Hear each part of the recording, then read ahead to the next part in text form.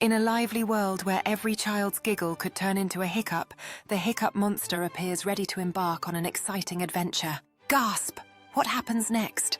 As the children giggle even louder, the monster starts to feel the bubbles of hiccups growing larger. Help! I'm hiccuping! Desperate for a solution, the Hiccup Monster seeks out the wise old owl, who is known for its clever advice. Can laughter save the day? As the owl shares funny tales, the Hiccup Monster begins to giggle uncontrollably, unable to contain the erupting joy within. Cackling cures all. With each hearty laugh, the Hiccup Monster feels lighter, finally overcoming the troublesome hiccups. Hooray! The hiccups are gone! In a beautiful moment of triumph, the Hiccup Monster celebrates newfound friendship and the magic of laughter at the park. Who knew laughter could be so powerful?